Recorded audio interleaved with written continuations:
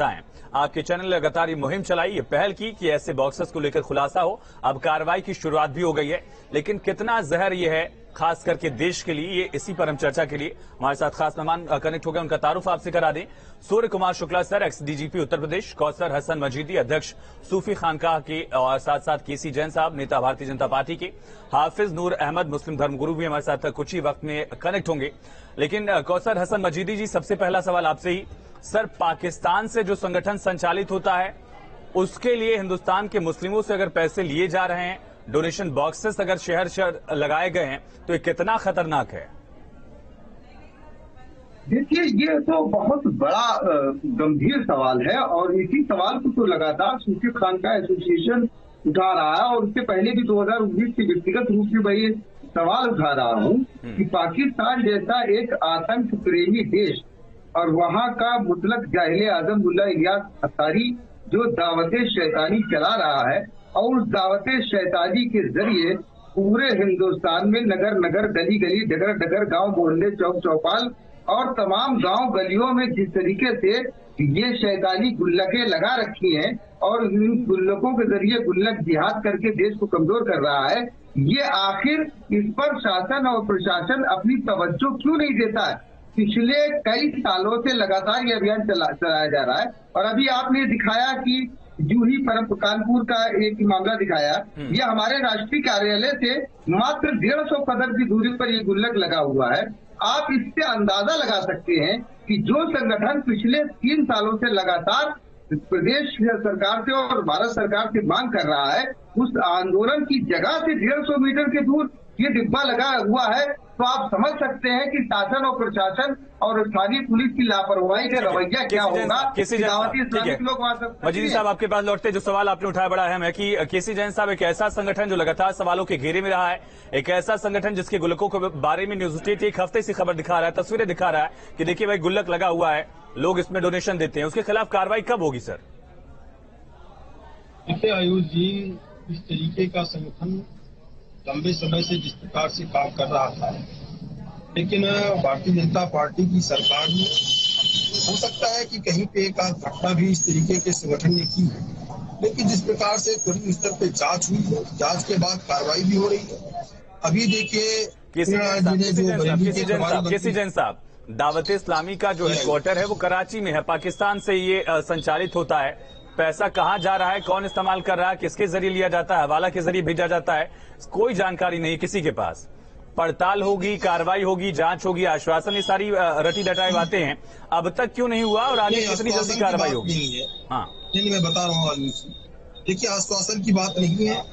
अभी कौसर हसन जी ने भी बताया और अभी इसके पहले जो प्रभारी मंत्री जी का आपने बयान सुनवाया लक्ष्मीनारायण जी का, उन्होंने भी स्पष्ट किया कि तत्काल कार्रवाइयां हो रही।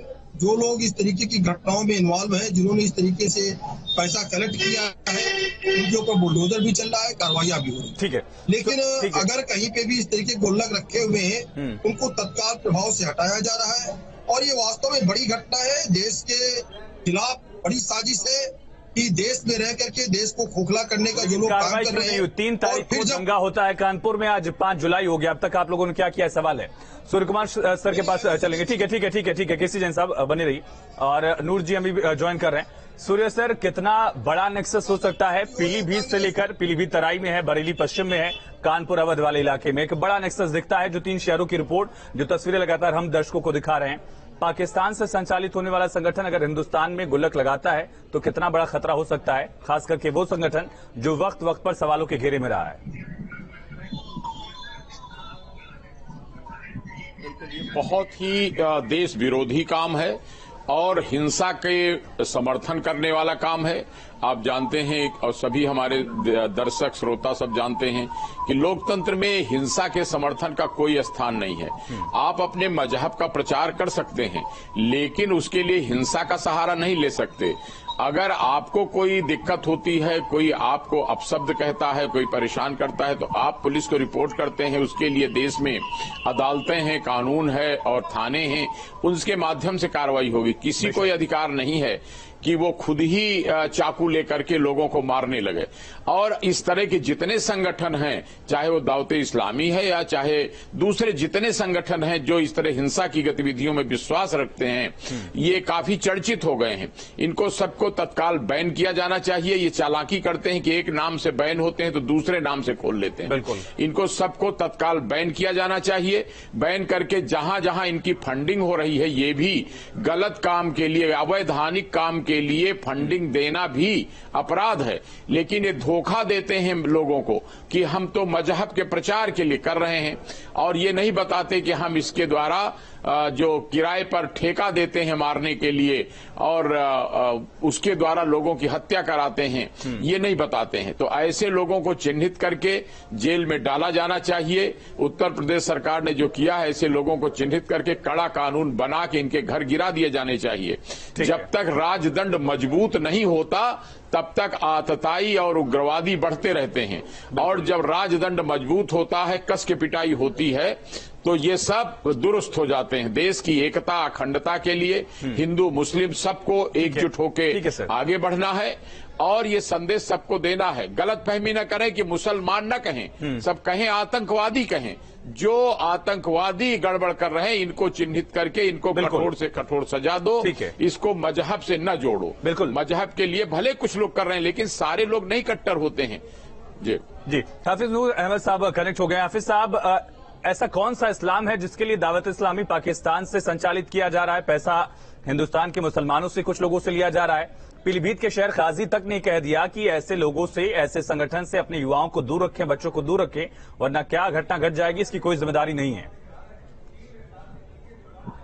दरअसल भाई, पीलीभीत में, मैं पीलीभीत का ही रहने वाला हूँ जी। इत्तेफाक से हमारे यहाँ जो लोग दावत इस्लामी से ताल्लुक रखते थे, उनके जहन दिमाग में हमेशा ये, हालांकि हमने तो दावत इस्लामी को, हम जिस इलाके में, पूरनपुर के इलाके में रहते हैं, वहां पनपने ही नहीं दिया। पीलीभीत की एक विधानसभा है पूरनपुर, वहां इसको कभी पनपने ही नहीं दिया, क्योंकि हमें इन लोगों के दूसरे तरीके और भी अच्छे नहीं लगते थे, इसलिए हमने इन्हें पनपने कभी नहीं दिया। हमारे मुर्शिद हैं अल्लामा अख्तर रजा खान अजहरी मियां साहब, तो हमने उनसे खुद सुना है, जैसे लोग ये बोलते हैं कि मसलक आला हजरत की तहरीक है, तो उन्होंने साफ कहा ये तहरीक उस दौर में जब वो हयात थे तो उन्होंने कहा था ये मसलक आला हजरत की तहरीक नहीं है। तो हम लोग उस बात पर अमल करते थे, लेकिन अवाम इसे ये समझती रही कि ये तहरीक जो है ये दीन सुन्नियत का काम कर रही है, मसलक का कर रही है काम, इसलिए लोग चंदा वगैरह ये देते रहे। लेकिन इसकी हकीकत क्या प्रशासनिक अमले को नहीं मालूम थी? क्या जो ये सब कुछ हुआ है, आईबी है हमारे पास NIU है, हमारे पास बहुत सारी खुफिया तंत्र है, तो उन्हें भी इस पर ध्यान रखना चाहिए था। हमारे जो शहर काजी जिनका आप तस्करा कर रहे हैं, मौलाना जफ्तार रजा साहब, इन्होंने जब से ये तहरीक वजूद में आई है, इन्होंने ये नहीं, इनके पूरे खानदान ने, ये एक बड़ी खानका के सज्जादा नशीन है, खानका अशरफिया के। इन्होंने बताइए दावत इस्लामी करता क्या है, युवाओं को क्या बताता है? जो चंदा लिया जाता है उसके बारे में अगर कोई जानकारी आपको हो, आपने कहा कि पनपने नहीं दिया, तो उसका कोई कारण तो रहा होगा कि जिस इस्लाम को आप मानते हैं उस इस्लाम के अलावा वो क्या बताते हैं? ना पनपने की वजह ये थी कि अपने पहचान ये आला हजरत इमाम अहले सुन्नत बरेली से कराते थे ये, और लेकिन इनका काम उनसे विपरीत रहता था हमेशा। इन्होंने मदनी चैनल के नाम से पूरी दुनिया में एक चैनल कायम किया, जो हिंदुस्तान में भी बराबर चल रहा है। ये जो पैसा लेते थे, चंदा ये लेते थे, ये ऐसे ही अपने जो इसके बानी है मौलाना इलियास सत्तार। ठीक है हाफिज साहब, आपके पास लौटेंगे। ठीक है लौटते हैं हाफिज साहब, लौटते हैं। केसी जैन साहब, इस संगठन पर बैन क्यों न लगे? इस संगठन के जो ठेकेदार हैं उनके खिलाफ बुलडोजर क्यों न चले, और अब तक क्यों नहीं हुआ ये सब? बिल्कुल चलेगा, और जो भी इस तरीके के आतंकवादी संगठन से जो लोग जुड़े हुए हैं, क्योंकि ये स्पष्ट हो चुका है कि सीधे किसी जन साहब सुन पा रहे हैं आप हमें? चलिए शायद आवाज आ रही है, हमारी आवाज मिली आपको? बताइए जन साहब, बताइए हमारी आवाज। जी। देखिए आयुष जी, किसी को भी न तो छोड़ा जाएगा न बख्शा जाएगा, और अब ये स्पष्ट हो चुका है कि ये जो संगठन है सीधे पाकिस्तान संचालित है। इसमें जो भी लोग इन्वॉल्व हैं और खास करके जो इसका हेड ऑफिस है वो भी पाकिस्तान में, तो इसके जो दावती इस्लामी है, इसमें जिस प्रकार से आतंकवादी घटनाओं से लोग जुड़े हुए हैं, जिस प्रकार से लोगों को समझाया बुझाया जाता है। सर, एक हफ्ते से ज्यादा का वक्त हो गया, लगातार हम तस्वीरें गुल्लक वाली दिखा रहे हैं। अब जाकर मंत्री साहब ने कहा कि गुल्लक हटा दीजिए, कार्रवाई होगी। और कितनी मुहिम चलाएं और कितनी खबर दिखाएं, कितनी चर्चाएं हम करें, तब जाकर इनके खिलाफ एक्शन हो, पता चल पाए कि पैसा कहां जा रहा है। ये जो गुल्लक वाले पैसे हैं वो किसको भेजा जा रहा है, किस जरिए से भेजा जा रहा है। देखिए, बड़ी बात है और जांच का भी विषय है। और जो अकाउंट है वो भी खंगाले जा रहे हैं। इन अकाउंटों से ताल्लुक पाकिस्तान से है, किस किस अकाउंट से लोग जुड़े हुए हैं, और तभी स्पष्ट होकर के आया है कि ये जो संगठन है दावत इस्लामी, इसका हेड ऑफिस पाकिस्तान में है। और यहाँ पे जो लोग काम कर रहे हैं वो जिस तरीके से लोगों को बरगलाते हैं, बताते हैं कि हम मुसलमानों की समाज सेवा के लिए काम कर रहे हैं, बच्चों की तालीम के लिए काम कर रहे हैं, और काम किसके लिए कर रहे हैं? काम कर रहे हैं आतंकवादी घटनाओं के लिए, काम कर रहे हैं लोगों को बरगलाने के लिए, काम कर रहे हैं जिहाद के लिए। ठीक है, कार्रवाई कब होगी ये देखना होगा, बड़ा अहम हो जाता है। कौसर हसन नजीदी साहब, किस तरह से बरगलाया जाता है युवाओं को, किस तरह से ये जो संगठन है वो घातक हो गया है और बैन कितना जरूरी है। साथ साथ जो सूर्य कुमार साहब ने कहा कि कई बार ऐसा होता है कि इनके खिलाफ एक्शन होता है लेकिन एक नया बैनर लेके, एक नया नाम लेके फिर से पनप जाते हैं, ये कितनी बड़ी दिक्कत है। देखिए, सूर्य कुमार शुक्ला जी हमारे प्रदेश के रिटायर्ड डीजीपी रह चुके हैं और सम्मानित व्यक्ति हैं, और बहुत उनका मैं आदर करता हूँ, उनके विचारों का आदर करता हूँ। बिल्कुल सही बात है कि नाम पैनल बदल करके आ जाते हैं।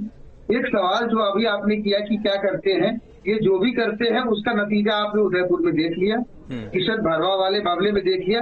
एक सवाल बड़ा पेचीदा है और सारे हिंदुस्तान के सामने ये सवाल उठना चाहिए और सभी लोगों को अपने जिम्मेदारों से सवाल पूछना चाहिए। वो सवाल ये है कि इतनी बड़ी घटना हो गई उदयपुर की, आतंकवादी घटना, उस आतंकवादी घटना जिससे पूरा देश हिल गया।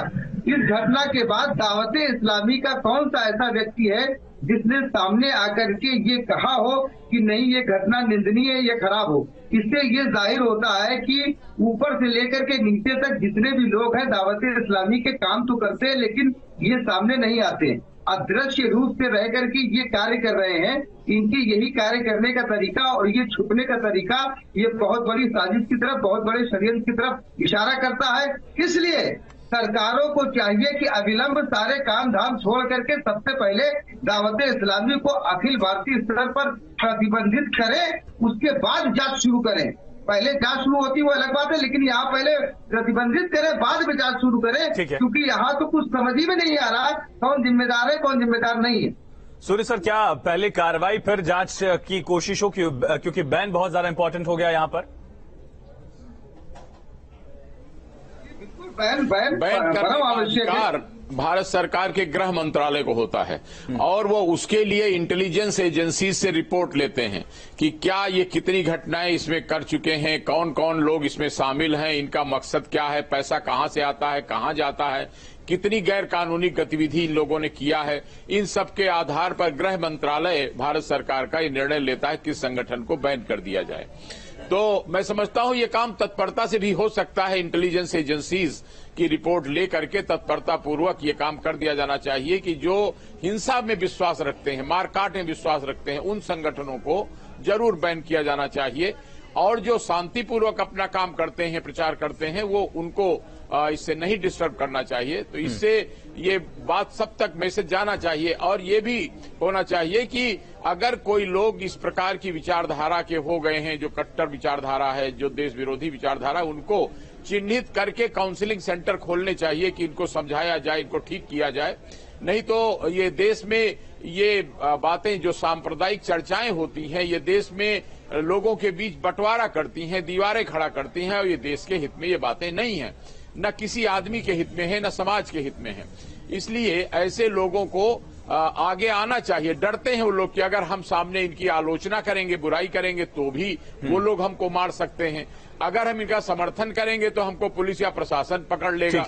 इसलिए ये दोहरे ट्रैप वाली स्थिति होती है। तो इसमें चिन्हित करके कार्रवाई दृढ़ता से होनी चाहिए, लेकिन उसमें प्रशासन, पुलिस को ही आगे आना पड़ेगा और न्यायपालिका को तत्परता से करना चाहिए। सबसे बड़ी दिक्कत यह है कि इतना टाइम लग जाता है मामलों के निर्णय होने में कि उसकी वजह से उसका वो असर नहीं पड़ता। बिल्कुल। उत्तर प्रदेश में एक और नेटवर्क पैरेलल कई बार खड़ा हो जाता है और उसका असर क्यों पड़ा, क्योंकि तत्परता पूर्वक कार्रवाई हुई। बुलडोजर हाफिज नूर साहब, क्या बुलडोजर से, बैन से ये सारी चीजें खत्म हो जाएंगी और क्या ऐसे संगठनों की वजह से, ऐसे लोगों की वजह से पूरी मुस्लिम कम्युनिटी पर सवाल उठता है, इस्लाम पर सवाल उठने लगता है? इसलिए भी जरूरी है कि ऐसे लोगों को खत्म किया जाए, रोका जाए। देखिए, ऐसे लोगों की वजह से, एक दो लोगों की वजह से अगर पूरी मुस्लिम कम्युनिटी को आप घेरेंगे तो ये गलत होगा। मुस्लिम कम्युनिटी को घेरना ये मेरे ख्याल से किसी भी लिहाज से सही नहीं है। अगर ये कुछ गलत करते हैं तो फिर सवाल सब पे उठने लगता है, दिक्कत ये है। इस वजह से इन पर एक्शन जरूरी है कि नहीं? आप बताइए, आप बताइए, आप कहेंगे नहीं बहस आपने चढ़ दी।